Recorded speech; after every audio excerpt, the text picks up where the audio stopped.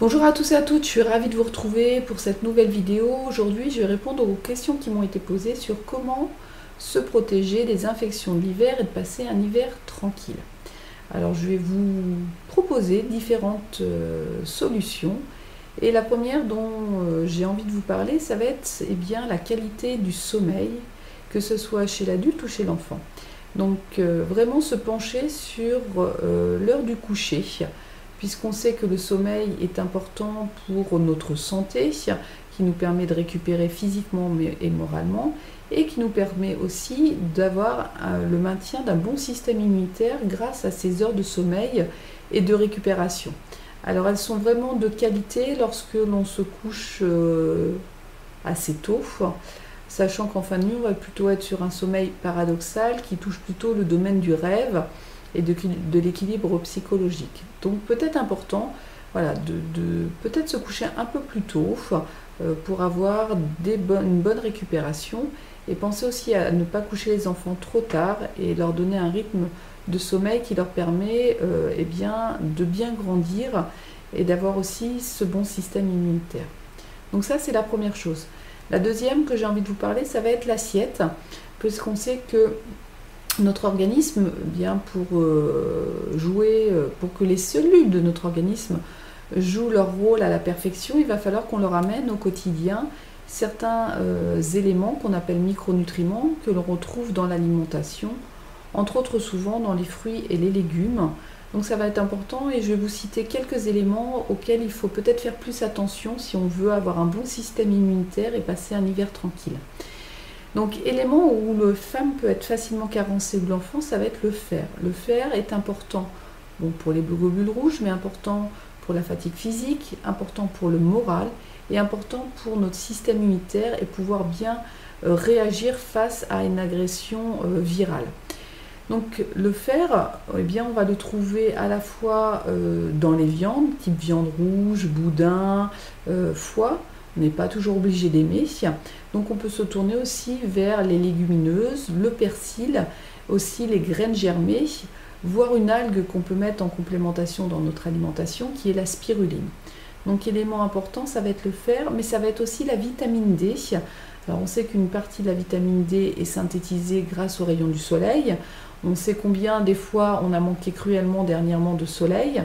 Donc un apport peut se faire aussi par l'apport de poissons gras, type sardines, maquereaux. Alors c'est pas toujours évident chez les enfants de leur faire manger régulièrement dans la semaine ce type de poisson.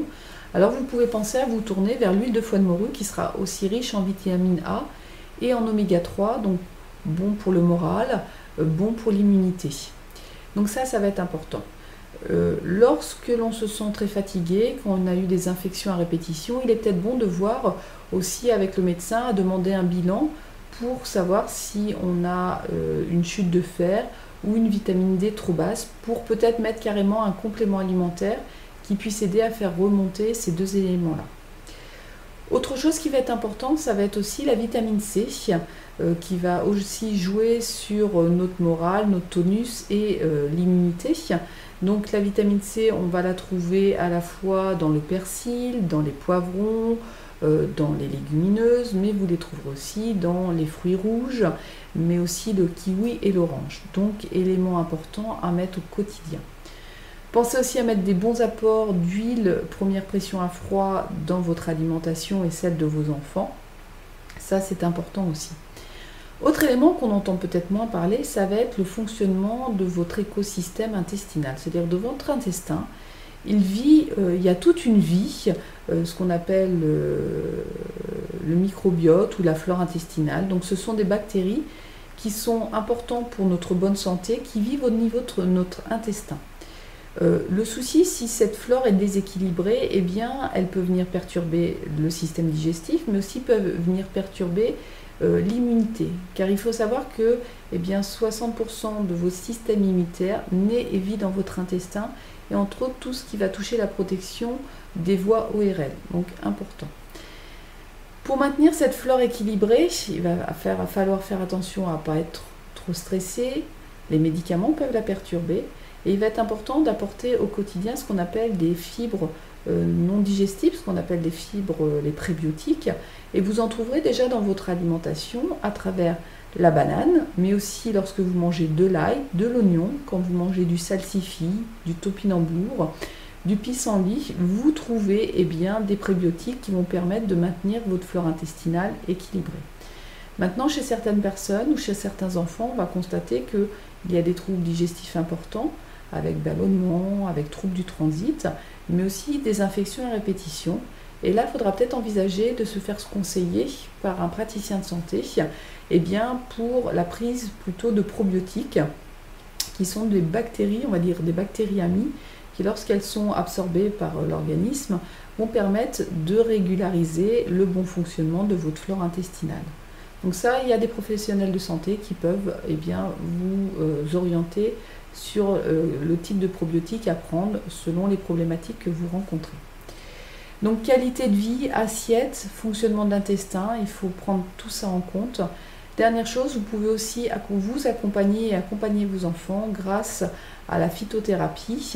Il y a une plante vraiment qui est la plante du système immunitaire stimulant de l'immunité générale, que ce soit l'immunité innée ou acquise, ça va être l'échinacée. Donc ça, c'est une plante intéressante, mais qui sera encore plus intéressante si vous l'associez au cyprès, qui lui sera antiviral, et donc là, ça vous fera un complexe de protection hivernale très intéressant. Vous avez aussi le clou de girofle, la réglisse. Alors la réglisse, attention chez les gens qui ont des troubles de la tension, et le sureau, qui vont être des plantes de l'hiver dans la protection hivernale, qui vont être intéressantes, mais pensez aussi au cassis.